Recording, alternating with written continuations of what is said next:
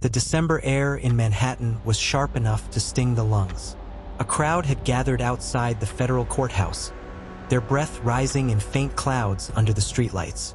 Cameras clicked and flashed, painting the night with bursts of light as though lightning had descended on the city. From the back of a black Lincoln, a man emerged. His suit was immaculate, tailored to perfection. His silver hair was slicked back, reflecting the glow of the lampposts. He did not hurry. He did not bow his head. He moved with the calm confidence of a man who believed the world bent in his direction. Reporters shouted questions. Supporters whistled and cheered. Police tightened their grip on the barricades. The man simply smiled, flashing the grin that would soon make headlines. John Gotti, the man who would be christened by the media as the Teflon Don. How could a street kid from Queens rise to command the Gambino crime family, the most powerful mafia organization in America? How could he defy the FBI, beat case after case, and taunt the justice system for years?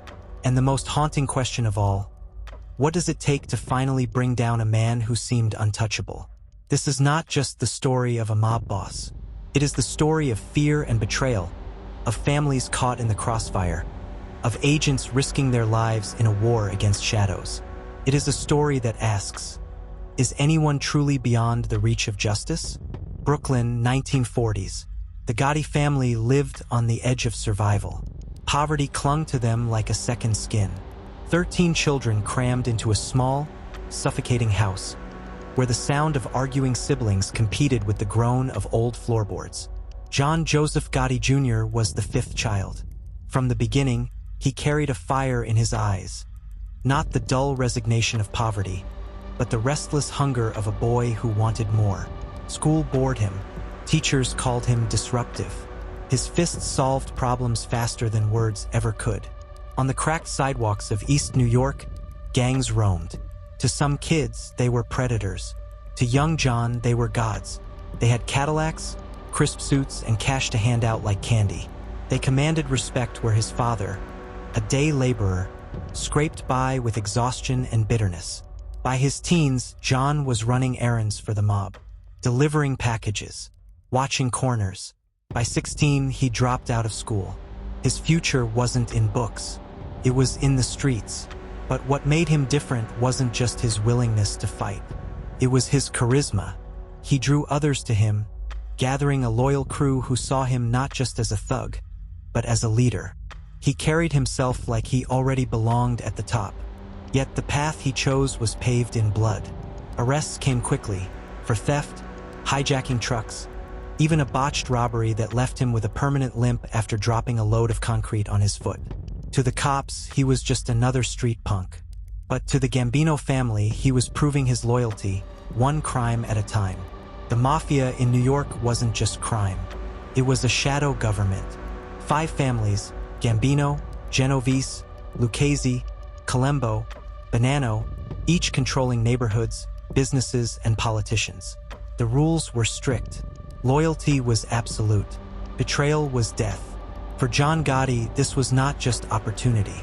It was destiny, and he would climb higher than anyone dared imagine. But destiny has its moments of reckoning. And one winter night in Manhattan, John Gotti would seize the chance to crown himself king by rewriting the rules of the mafia in blood. December 16, 1985. Midtown Manhattan sparkled with Christmas lights. The sidewalks were alive with shoppers clutching bags, laughter spilling out of storefronts. But on East 46th Street, near Spark Steakhouse, the air held a different charge. Paul Castellano, boss of the Gambino family, was stepping out of his chauffeured Lincoln. He was a businessman boss, preferring stock scams and corporate crime to street violence. To many of his soldiers, he was distant, detached, even soft. To John Gotti, he was an obstacle. As Castellano adjusted his coat, figures emerged from the crowd. Their coats concealed pistols. The first shot cracked the winter silence, followed by a cascade of gunfire. Shoppers screamed. Car horns blared. Castellano crumpled onto the cold pavement, blood spreading across slush like spilled ink. The city buzzed with shock. This was not a quiet execution in a back alley. This was a public assassination in the heart of Manhattan. It broke every rule of mafia tradition, but it also achieved what Gotti wanted. Within days, the Gambino captains gathered. There was no debate, no drawn-out succession. John Gotti walked into the room and claimed the throne. The message was clear.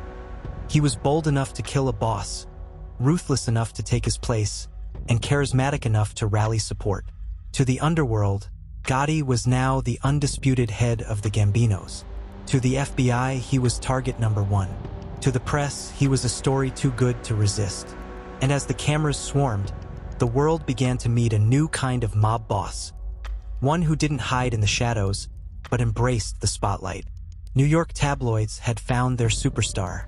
John Gotti was everywhere, gracing front pages with headlines like Dapper Don. He dressed like a movie star in $2,000 Brioni suits and silk ties. He tipped waiters with $100 bills. He rode in limousines, walked red carpets at nightclubs, and basked in the glow of flashbulbs. But beyond the glamour was something more dangerous: his ability to evade justice. Case after case was built against him. Indictments for racketeering, charges for conspiracy, allegations of murder. But every time the charges slid off, witnesses disappeared, jurors were bribed or intimidated, evidence evaporated. The press dubbed him the Teflon Don, because nothing stuck. In neighborhoods across New York, opinions split. To some, Gotti was a modern-day Robin Hood, a man who stood up to authority and cared for his community. He paid for funerals, handed out cash, and made sure children had toys at Christmas. But others whispered of the price: extortion, fear, murders ordered with the flick of a hand, families torn apart in silence, too terrified to speak. Inside FBI headquarters, frustration boiled. One agent muttered, "You can't nail Jell-O to the wall." Another swore they'd dedicate their careers to taking him down. But how do you catch a man who thrives in plain sight, who walks into courtrooms smirking and walks out free? The answer would come not with guns or brute force, but with wires, patience, and betrayal. By the late 1980s, the FBI had changed its strategy. No more quick arrests, no more rushed indictments. They needed evidence so strong it could not be shaken. The target: the Rave Night social club in Little Italy, Gotti's headquarters. Every night, Gotti held court there, surrounded by loyal soldiers, underlings eager for approval, and lieutenants who carried his orders into the streets. Agents worked quietly, methodically. They bugged phones. They trailed cars. They sifted through garbage. Then came the boldest move: planting microphones inside the rave night itself. It was a dangerous mission. A single slip and the agents could be discovered and killed. But the risk paid off. Hidden in lamps, tucked beneath floorboards, disguised as wiring, the bugs captured conversations that would change history. What they heard stripped away the myth of the charming, untouchable Don. On tape, Gotti was ruthless, dismissive, cold. He ordered hits with casual cruelty. He mocked allies. He obsessed over loyalty, suspecting betrayal at every turn. And one name kept surfacing: Sammy the Bull Gravano, Gotti's underboss, his right hand, his enforcer. But in the paranoid world of organized crime, even the closest allies could become the sharpest knives. And when Gravano made his choice, it would shatter the mafia's code of silence forever. Loyalty. In the mafia, it was everything. It was the glue that held empires together, the unspoken law stronger than any written code. And John Gotti believed in it, or at least believed others owed it to him. But loyalty has a breaking point. Sammy, the Bull Gravano, had once been Gotti's fiercest defender. He was a man with blood on his hands, a reputation built on violence, and a devotion to the Gambinos that few questioned. To outsiders, he was Gotti's shadow, his iron fist. But inside the rave night, the tapes told a different story. Gotti mocked Gravano. He belittled him, dismissed him as reckless. He spoke of decisions without consulting him, and hinted that Gravano himself could not be trusted. The FBI listened, knowing they had found the crack in the armor. In 1991, Gravano was indicted alongside Gotti. For the first time, he faced the real possibility of dying in prison. And when prosecutors played him the Rave Night tapes, his world shifted. The man he had defended, killed for, and followed without question, had been laughing behind his back. Gravano's decision shocked the underworld. He flipped. The mafia had seen turncoats before, small-time soldiers, associates, but never an underboss, the number 2 of an entire family. Gravano became the highest-ranking mobster ever to testify against his boss.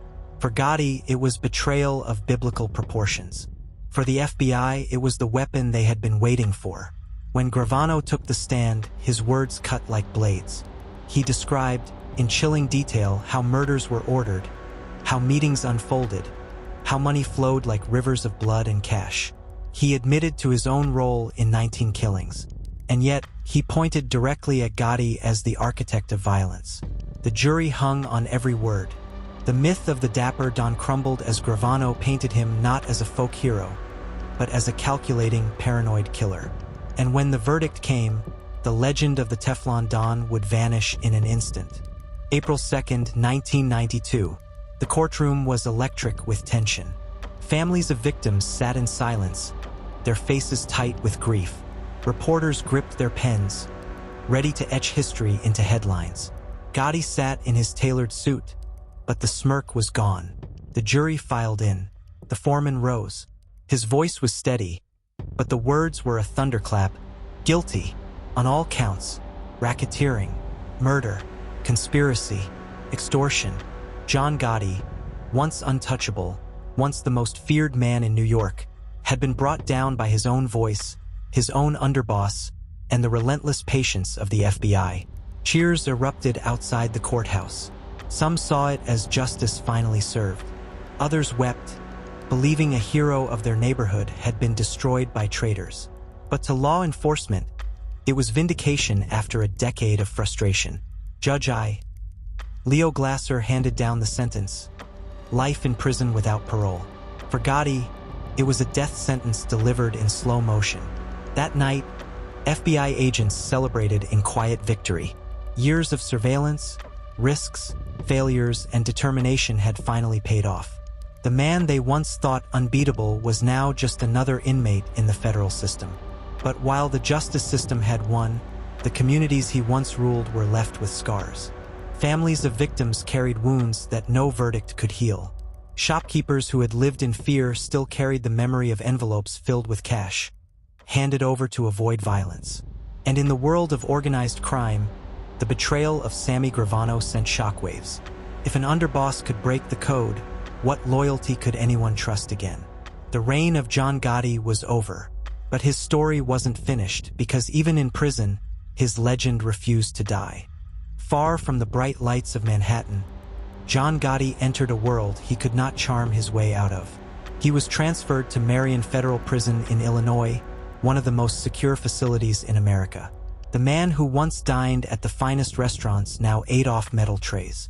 The man who once commanded soldiers now spent his days pacing in a cell. He became inmate number 18261-053. To guards, he was no different from the others. To fellow inmates, he was both a figure of awe and a reminder of what power lost looks like. Some whispered about him with reverence. Others saw only a fallen king. Letters poured in from supporters. His family visited, clinging to the hope that somehow, some way, he might come home. But Gotti knew better. Life meant life. The empire he had built in blood and fear was now crumbling without him. Worse, his health began to betray him. Throat cancer gnawed at his body. Chemotherapy left him weak, his once powerful voice reduced to a rasp. The man who had strutted past cameras now struggled to stand. On June 10, 2002, John Gotti died at the age of 61 in a prison hospital. No cameras, no cheering crowds, no silk suits. Just the sterile silence of a cell block. But death did not bury his legend. If anything, it enshrined it. Movies, books, TV shows, the world couldn't let go of the Teflon Don. He became a symbol, not just of organized crime, but of America's obsession with power, defiance, and downfall. Yet the true legacy of John Gotti lies not in Hollywood, but in the scars he left behind, scars carried by families, communities, and the very institution of the mafia itself. Even now, decades later, the name John Gotti stirs emotions. To some, he was the last great mob boss, a man who defied authority, commanded loyalty, and lived by his own rules. They remember the suits, the swagger, the sense of invincibility.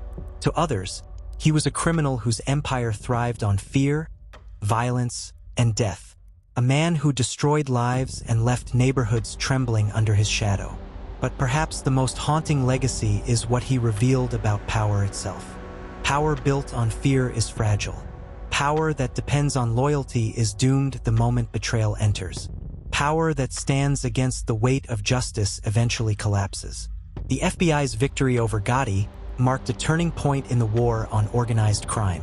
The mafia, once seen as unbreakable, began to fracture. Informants came forward. Families turned on each other. The myth of absolute loyalty dissolved in the face of survival. Communities once strangled by extortion slowly began to breathe again. But for many families, the ghosts of the past remained. Wives without husbands, children without fathers, mothers who still remembered the night their sons never came home. The fascination with Gotti continues, because his story asks questions we cannot resist. How far will someone go to hold power? How long can they run before justice catches up? And why do we, as a society, remain drawn to figures who embody both glamour and destruction? John Gotti is gone, but the shadow of the Teflon Don lingers, in whispers, in stories, in the uneasy reminder that even the strongest kings can fall. John Gotti walked into courtrooms with a grin, believing he could outsmart the FBI, the prosecutors, the system itself. For years, it seemed he had, but in the end, it wasn't bullets or enemies that brought him down. It was betrayal, the quiet voice of his own underboss, and the relentless patience of the men who listened. And so we are left with a haunting truth. No one is truly untouchable. Not in the streets, not in the courts, not even in legend. If you're still here, subscribe, because stories like this deserve more eyes and more voices. And tell me, what do you think?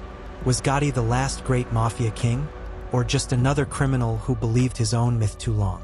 Leave your thoughts in the comments, because someone out there knows the truth. Because in the end, the Teflon Don was not immune to time, betrayal, or justice.